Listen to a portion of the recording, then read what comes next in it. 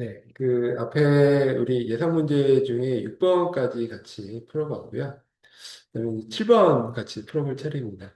근데 이제 7번하고 이제 10번은 이제 연결되는 그런 판례예요. 그리고 우리 이거 둘 다 중개사 기출 문제이긴 한데 아마 중개사 기출 문제 중에는 조금 이제 난이도가 있는 기출 문제였던 것 같아요.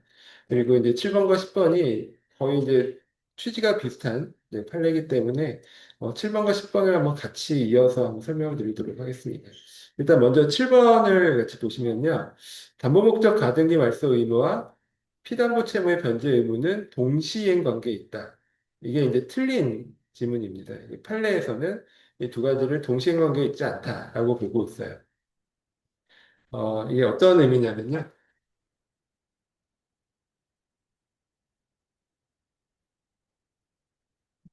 어, 예를 들어서 A가 채권자고 B가 채무자예요. 그리고 채권자가 채무자한테 1,000만 원을 빌려줬어요. 그러니까 1,000만 원을 빌려줬으면 나중에 채무자가 채권자한테 1,000만 원을 변제할 의무가 생기겠죠. 근데 이제 채권자가 아무래도 이제 아무 담보 없이 믿고 이제 빌려주는 게 좀 불안하니까 보통 이럴 경우에 저당권을 설정하는 경우가 있죠. 채무자가 소유하는 부동산에 대해서 저당권을 설정해서 만약에 채무자가 1,000만 원을 못 갚으면 그 저당권을 실행을 해서 돈을 회수하는 식으로 이제 계획을 세울 수가 있습니다. 그리고 이 저당권 이외에도 우리가 담보가등기라는 것이 있어요. 가등기 담보에 관한 법률이 있는데 거기서 그 담보가등기라는 것이 있는데 이 담보가등기는 저당권과 완전히 똑같다라는 것이 됩니다. 그러니까 담보 목적으로 어떤 부동산을 이제 담보 목적으로 잡아두는 것이에요. 그래서 저당권을 설정하는 방법도 있고 담보가등기를 설정하는 방법도 있는데 어쨌든 채권자가 채무자한테 1,000만 원을 빌려주면서 뭐 저당권이나 담보가등기, 채무자의 소유 부동산의 저당권이나 담보가등기를 설정을 했어요. 그러면 이제 나중에 채권자 입장에서는 채무자한테 돈, 변제를 받은 이후에 이 저당권이나 담보가등기 등기를 말소해야 돼. 말소해야 할 의무가 생깁니다. 근데 이런 채무자의 변제 의무와 채권자의 이 저당권이나 담보가등기의 말소 의무 사이에도 동시이행 관계가 성립하느냐. 이게 이제 문제거든요.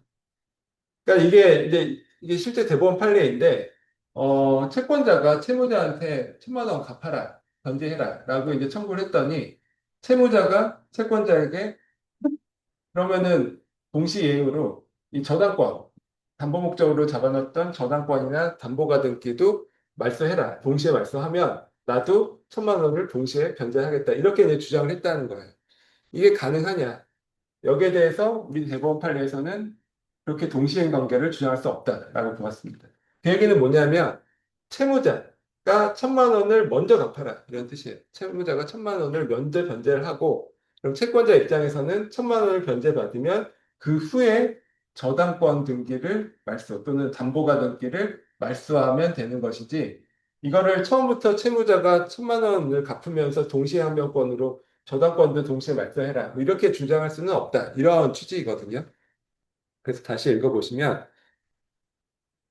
담보 목적의 가등기 말소 의무와 피담보 채무의 변제 의무는 동시행 관계에 있다. 동시행 관계에 있다. 이거 틀린 지문입니다. 즉 피담보 채무를 변제하는 의무가 선의행 의무라는 것이고요. 따라서 동시행 관계에 있지 않다. 우리가 이제 중개사 시험 보시면은 동시 이행 관계에 있는 경우와 그렇지 않은 경우들을 이렇게 지문으로 이제 묻는 경우들이 있거든요. 그 중에 이런 경우는 동시 이행 관계에 있지 않다라고 본 대표적인 대법원 판례입니다. 근데 10번을 이어서 보시면요. 10번은 뭐냐면 임차권 등기 명령에 의한 임차권 등기가 된 경우 임대인의 보증금 반환 의무와 임차인의 등기 말소 의무는 동시행 관계에 있다. 이것도 이제 그렇지 않다라고 보았습니다. 즉 동시 이행 관계에 있지 않다라는 내용이고요. 이거는 좀 설명이 필요한데 우리가 나중에 주택임대차 보호법이나 상가임대차 보호법을 공부하면서 이 내용을 다시 공부를 할 거예요. 그러니까 임차권 등기 명령 제도라는 것이 있습니다. 임차권 등기 명령 제도. 이게 주택임대차나 상가임대차 보호법 양쪽에 다 존재합니다. 뭐 거의 똑같은 취지의 제도예요. 그 우리가 처음에 수업을 할 때 처음에 물권과 채권에 대해서 이제 구분하는 것에 대해서 설명을 드렸었죠. 그러니까 물권은 뭐라 그랬죠? 물권은 제3자에게 효력을 주장할 수 있다. 반면 채권은 당사자 사이에서만 효력을 주장할 수 있을 뿐 제3자에게는 효력을 주장할 수 없다라는 것이 채권의 주된 효력이었어요. 그리고 이 물권과 채권이 그런 차이가 발생하는 이유는 공시방법의 차이 때문입니다. 물권은 등기부, 부동산 등기를 통해서 외부 제3자가 누구나 이 부동산에 어떤 사람이 그 권리를, 물권을 갖고 있는지를 누구나 다 알 수가 있잖아요. 등기부 보면 다 알 수가 있죠. 반면 채권은 당사자끼리 계약을 통해서 발생하는 것이기 때문에 외부 제3자가 여기에 그, 어, 어떤 사람이 채권을 갖고 있는지 없는지를 외부 제3자가 알 수가 없습니다. 공시 방법이 없다는 거예요. 그런 차이 때문에 물권은 제3자에게 효력을 발생시킬 수 있고 반면 채권은 제3자가 아닌 당사자끼리만 효력을 발생한다. 이런 차이가 발생합니다. 그래서 이제 이거를 우리가 쉽게 이해할 수 있는 게 바로 이런 사례죠. 우리가 A라는 사람이 소유하고 있는 집이 있습니다. 근데 B라는 사람이 이 A 소유하는 집을 빌려서 여기 거주를 하려고 해요. 근데 이때 B가 아무런 권리 없이 남의 집을 빌려 살 수는 없잖아요. 당연히 어떤 권리가 있어야 되겠죠. 이때 B가 가질 수 있는 권리는 크게 보면 두 가지 종류가 있습니다. 첫 번째는 물권으로서의 권리예요. 그러니까 이거는 이제 전세권 등기 같은 거. 여기서 핵심은 등기입니다. 그러니까 등기부에 B가 자기 이름을 거기다 써놓을 수 있으면 그 경우에는 제3자에게도 B의 권리를 주장할 수가 있어요. 물권이니까. 반면 B가 채권으로서의 권리를 설정할 수도 있습니다. 그러니까 임대차 계약을 하는 거죠. A하고 임대차 계약을 체결해서 이 집에 들어와서 살게 되면 B는 채권으로서 임차권을 갖는 것이고 그럼 A가 소유하고 있는 동안 계속 내가 이 집에 계속 빌려서 정당하게 권리를 행사하면서 사용을 할 수가 있습니다. 그래서 A가 이 집의 소유자인 한은 이 둘 사이에 차이가 없어요. 근데 차이는 언제 발생하냐면 A가 C라는 사람한테 이 집의 소유권을 넘겼을 때 일반 매매를 통해서 넘겼던 아니면 뭐 경매를 통해서 넘겼던 새로운 소유자 C가 나타났어요. 이 사람은 제3자죠. A, B와 별개의 제3자예요. 그러니까 새로운 소유자 C가 나타났을 때 이 B가 이 새로운 소유자 C, 제3자에게 계속 권리를 주장할 수 있느냐, 없느냐는 여기서 차이가 생깁니다. 즉, B가 등기를 한 물권자라면 제3자 C, 새로운 소유자에게도 여전히 내가 권리가 있다라고 주장할 수가 있겠죠. 근데 만약에 B가 그냥 임대차 계약만 체결한 채권자에 불과하다라면 그런 경우에는 제3자에게 어떤 권리를 주장할 수가 없습니다. 그 얘기는 소유자가 바뀌면 B는 쫓겨날 수밖에 없다라는 얘기예요. 그럼 B는 누구에게 하소연을 해야 되죠? A에게 해야죠. 그러니까 A와 B 사이에 채권 계약이 체결된 것이니까 B는 권리를 집팔고 떠난 A에게만 주장할 수 있을 뿐 새로운 소유자 C에게는 주장할 수가 없습니다. 제3자에게는 효력을 주장할 수가 없다는 거죠. 그러니까 결과적으로 얘기하면 그냥 단순하게 임대차 계약 체결하면 집주인이 바뀌면 이제 쫓겨나야 되는 것이고 그게 아니라 등기에 전세권이라든지 어떤 등기를 통해서 물건을 취득한 경우에는 집주인이 바뀌어도 계속 내가 권리를 행사할 수 있다. 이런 내용이에요. 그게 이제 이게 민법상의 원칙인데 근데 이 민법상의 원칙을 그대로 적용을 하면 우리 그 서민 주거 안정에 굉장히 뭐 심각한 문제가 생길 수가 있죠. 이 얘기는 결국 집주인 바뀌면 다 쫓겨나야 된다라는 얘기니까 그 서민 주거 안정에 문제가 생깁니다. 그래서 이제 도입된 법이 특별법이 주택임대차보호법, 그 상가임대차보호법입니다. 거기 보시면은 제일 중요한 제도가 대항력이라는 제도예요. 그러니까 대항력은 그러니까 주택임대차는 원칙적으로 임대차 계약만 쓰고 들어온 것이기 때문에 대항력, 즉 제3자에게 효력을 주장할 수가 없는 게 원칙이지만 예외적으로 일정한 경우에 대항력, 즉 제3자에게도 효력을 주장할 수 있도록 해주겠다라는 것이 대항력 제도예요. 근데 그거를 그냥 단순히 당사자끼리 임대차 계약서만 써갖고는 인정될 수가 없잖아요. 그래서 이런 경우에 이제 법에서 특별히 대항력의 요건으로 두는 것이 바로 우리가 잘 아는 전입신고 같은 것이. 그러니까 주민등록을 이 집에 해 놓으면 저 주민등록을 이 집에 옮겨 놓으면 적어도 뭐 등기 정도까지는 아니지만 주민등록 떼보면 이 집에 누가 주민등록이 돼 있다라는 걸 확인을 할 수가 있잖아요. 그러니까 그런 정도의 외부적인 공시 방법은 갖췄다라고 보는 것입니다. 그래서 주민등록, 즉 전입신고를 하고 여기 하나가 더 필요한데 주택을 인도받는 거예요. 그러니까 입주, 이사를 한다는 뜻이죠. 그 집에 이사를 가고 하면 즉 주민등록을 옮겨놓고 그 집에 이사를 가고 하면 다음날 오전 0시를 기점으로 대항력이 발생합니다. 이때 대항력은 제3자에게도 효력을, 권리를 주장할 수 있다라는 그런 뜻이에요. 그래서 우리가 뭐 지금 뭐 다 아시는 것처럼 뭐 주택임대차 할 때 당연히 전입신고하고 뭐 이런 거 하시잖아요. 그게 이제 이 임대차 보호법에 기반한 그 것이고 그래서 이제 그렇게 전신고를 하고 입주를 하면 그다음부터는 안심하고 살 수가 있죠. 집주인이 바뀌어도 안심하고 살 수가 있어요. 근데 이제 문제는 어떤 경우에 발생하냐면 임대차 기간이 끝났어요. 예를 들어 2년 동안 살기로 했는데 2년 임대차 기간이 끝났습니다. 끝났으면 집주인 임대인은 보증금 돌려주고 임차인은 살던 집 돌려주고 하고 이제 빠이빠이 하면 되잖아요. 근데 임대인이 보증금을 안 돌려주는 것입니다. 임대차 기간이 끝났는데 임대인이 보증금을 뭐 못 돌려주는지 안 돌려주는지 하여튼 돌려주지 않고 있어요. 그럼 그런 경우에는 우리 법적으로 임대차 계약 기간이 만료했다 하더라도 보증금 받아받을 때까지는 임대차는 계속 유효한 것으로 봅니다. 그래서 계속 살 수는 있어요. 이 임차인이 보증금 받을 때까지 계속 살 수는 있는데 문제는 임차인도 어떤 계획이 있잖아요.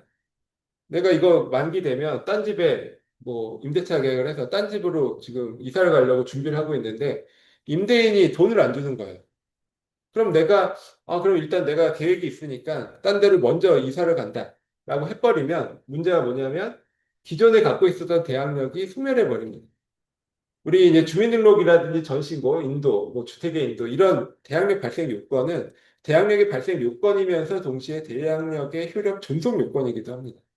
그래서 내가 그 집에서 전신고하고 살다가 중간에 주민등록을 딴 집으로 옮겼다거나 딴 집으로 이사를 갔다거나 하게 되면 그 순간부터는 기존에 내가 우선권, 대항력이라든지 우선 변제에 있어서의 우선권을 다 상실하게 돼요. 이것도 이제 우리가 주의할 부분이죠. 그러니까는 처음에 전신고했다는 것으로 끝나는 것이 아니라 그걸 유지하고 있어야 된다는 것입니다. 대항력을 계속 주장을 하려면. 그러면은 이제 이 경우에 그러면은 B 입장에서는 임대차 보증금을 받기 전까지는 내가 딴 집으로 이사도 못 가는 상황이 되는 거죠. 그럼 이걸 어떻게 해결할 것이냐? 이게 사실 임대차 보호법의 가장 큰 문제였거든요. 그래서 몇 년 전에 도입된 제도가 바로 이 임차권 등기 명령입니다. 여기서 이제 명령이라고 되어 있잖아요. 그러니까 명령이니까 강제를 한다는 뜻입니다. 그러니까 이런 돈 못 받은 만기가 됐는데도 임차 보증금을 돌려받지 못한 임차인이 법원에 신청을 해요. 등기를 강제로 해달라고. 그럼 임차권 등기를 법원에서 강제로 해줍니다. 그럼 그때부터는 이 등기란 것이니까 이제 물건으로서 효력이 생기는 것이죠. 그래서 기존에 갖고 있었던 내가 뭐 대항력이라든지 이런 것들을 그대로 유지한 상태에서 뭐 이사를 간다거나 전시골 딴 집으로 하더라도 기존 대항력이나 우선 변제권이 그대로 유지될 수가 있습니다. 그걸 우리가 임차권 등기 명령제도라고 하고요. 이런 걸 통해서 임차권 등기가 되면 사실상 임차인은 이제 물건으로서 제3자에게도 효력을 주장할 수 있는 그런 지위를 갖게 되는 것이죠. 그럼 여기서 지금 이제 이 판례의 문제는 뭐냐면 이런 거예요. 임대인이 있는데 임대인이 이제 임차보증금을 돌려줘야 될 의무가 있잖아요. 보증금을 받아야 할 의무가 있는데 임차권 등기가 됐습니다. 그래서 임대인이 보증금을 돌려주기 전에 이렇게 주장을 하는 거예요. 당신이 임차권 등기를 말소를 해주면 내가 동시이행으로 보증금을 돌려주겠다. 이렇게 이제 주장을 한다. 이거를 판례는 인정하지 않는다는 것입니다. 그러니까 이게 지금 좀 전에 얘기한 그거랑 똑같죠. 임대인은 임차보증금에 있어서는 채무자예요. 그리고 임차인은 임차보증금에 있어서는 돈을 받을 채권자죠. 아까도 변제 의무가 먼저 선이행되고 나중에 담보가 등기라든지 저당권 등기는 나중에 말소해야 된다. 이렇게 공부를 했잖아요. 그러니까 여기서 얘기하는 임차권 등기도 사실 다른 게 아니에요. 그냥 임차보증금에 대한 담보 목적으로 설정. 그러니까 저당권 등기랑 똑같다라고 보시면 돼요. 그래서 이 경우에도 역시 말소를 하기 전에 변제가 먼저 이루어져야 됩니다. 즉 임대인이 임차보증금을 먼저 돌려주고 그 이후에 나중에 임차인이 그 임차권 등기를 말소해주면 되는 것이지 이게 동시이행 관계가 아니다. 이런 취지의 판례입니다. 그래서 10번 다시 읽어보면요. 임차권 등기 명령에 의한 임차권 등기가 된 경우 임대인의 보증금 반환 의무와 임차인의 등기 말소 의무는 동시행 관계에 있다. 이게 틀린 질문입니다. 그러니까 임차권 등기가 된 경우 임차권 등기 말소 의무보다 보증금 반환 의무가 선이행 의무다. 아까 7번처럼 변제 의무가 피담보채무의 변제 의무가 선이행 의무다. 이게 똑같은 구조잖아요. 그래서 7번도 X, 10번도 역시 X. 8번은 일방의 이행 제공으로 수령 지체에 빠진 상대방은 그 후 일방의 이행 제공 없이 이행을 청구하는 경우에는 동시에 항변권을 주장할 수 없다. 이거는 틀린 질문입니다. 즉, 이행의 제공이 계속되지 않는 한은 동시에 항변권을 소멸하지 않기 때문에 한 번 이행을 제공하면서 상대방이 이행을 청구를 했는데 그 다음에는 자신의 의무는 이행하지 않고 그냥 당신만 이행하라 이렇게 이제 청구를 해오면 여전히 그런 경우에도 동시함대권을 주장할 수 있다라는 것이 이제 판례의 태도예요. 이건 사실 좀 어려운 판례이긴 해요. 근데 뭐 사실 중개사 시험이 요즘에 굉장히 난이도가 높아지고 있기 때문에 뭐 이런 판례들도 간혹 나오긴 합니다. 어쨌든 8번의 정답은 이제 X입니다. 9번, 계약 해제로 인한 각 당사자의 원상회복 의무는 동시행 관계에 있다. 이것도 이제 맞는 질문이에요. 계약이 해제가 되면 해제에 따라서 계약의 효력이 소급해서 소멸한다라고 했죠. 그러니까 처음부터 계약의 효력이 없는 것으로 보기 때문에 만약에 서로 간에 뭐 주고받은 것이 있다 그러면 이걸 원상태로 서로 간에 돌려줘야 됩니다. 이걸 원상회복 의무라고 하죠. 그래서 당연히 이런 경우에도 뭐 서로 주고받은 것이 있다라면 서로 간에 돌려줘야 되는데 이게 공평의 원칙상 동시행으로 하는 게 맞겠죠. 뭐 그런 의미입니다. 그래서 9번의 정답은 O입니다. 맞는 질문이죠. 그다음에 말씀드린 것처럼 이제 이렇게 OX 문제로 5문제가 출제가 됐고요. 그다음에 서술형 문제 한 문제 10점짜리가 나옵니다. 한 문제는 이제 예상 문제가 계약 체결상의 과실 책임이에요. 아까 설명드렸고 뭐 우리 수업 시간에도 자세히 설명드렸는데 계약 체결상의 과실 책임에 뭐 성립 요건이나 뭐 효과 뭐 이런 것들 써주시면 되겠죠. 그다음에 이제 두 번째 예상 문제는 위험 부담에 있어서 채무자 위험 부담주의 원칙입니다. 이것도 이제 수업에서 설명을 드렸지만 다시 한번 말씀을 드리면요. 그 매매 계약, 즉 A가 매도인이고 B가 매수인이에요. 그래서 매매 계약을 체결했습니다. 어떤 주택에 대해서 서로 사고 팔기로 매매 계약을 체결했어요. 그리고 이제 매매 계약이 체결되면 매도인은 매수인에게 소유권을 이전할 의무가 있고 매수인은 매도인에게 매매 대금을 지급할 의무가 있습니다. 쌍무 계약이죠. 근데 처음에 본 것처럼 이게 원시적으로 처음부터 이게 불가능한 목적의 계약이었다라고 하면 매매 계약은 무효가 되고 매도인이 일정한 경우에 계약 체결상의 과실 책임을 지면 됩니다. 원시적 불능인 경우. 근데 그게 아니라 후발적 불능, 즉 매매 계약 체결된 이후에 이게 불이익이 없어졌다라고 하면 첫 번째 경우 매도인의 귀책사유, 도의나 과실에 의해서 불이익한 경우에는 좀 전에 본 채무불이익 책임, 뭐 손해배상, 이행이익을 배상하는 이런 문제로 해결하면 될 것이고요. 근데 그게 아니라 매도인의 고의나 과실이 아닌 다른 이유로 불에 탔을 수가 있죠. 뭐 산불이 났다거나, 뭐 제3자가 방화했다거나 이런 경우가 있을 수 있어요. 그럼 그런 경우에 어떻게 하느냐? 그런 것을 우리가 위험 부담의 문제다라고 얘기해요. 즉 이런 경우요. 즉 후발적으로 이게 불에 탔는데 매도인의 고의나 과실이 아닌 다른 이유로 불에 탔다라고 하면 어쨌든 그런 경우에 매도인의 소유권 이전 의무는 이행이 불가능하게 됐죠. 이게 불에 타 버렸으니까 이행이 불가능하게 됐을 거예요. 근데 문제는 매수인의 대금 지급 의무도 같이 없어질 것이냐. 아니면 매도인의 소유권 이전 의무는 없어지지만 그럼에도 불구하고 매수인은 여전히 매매 대금을 지급해야 되느냐. 이게 이제 문제입니다. 이걸 우리가 위험부담 문제다라고 얘기를 하죠. 먼저 여기서 주의할 것이 항상 매도인은 채무자라고 봐야 된다라고 했어요. 그리고 매수인은 채권자. 라고 봐야 된다. 왜냐하면 항상 문제가 되는 것은 매도인의 소유권 이전 의무가 문제가 되거든요. 그러니까 매도인의 소유권 이전 의무를 중심으로 보면 매도인은 항상 채무자고 매수인은 채권자죠. 그래서 우리가 법적으로 정의하기를 채무자, 즉 매도인이 위험을 부담하는 경우는 어떤 경우냐면 소유권 이전 의무도 없어지고 매수인의 채권자의 대금 지급 의무도 같이 없어지는 경우를 우리가 채무자가 위험을 부담한다. 이렇게 정의를 합니다. 그리고 이게 원칙이에요. 예를 들어 산불이 나서 이 불이 탔다. 그러면 당연히 매도인도 이제 더 이상 소유권 이전을 못하지만 매수인도 대금을 지급하면 안 되겠죠. 그게 공평하잖아요.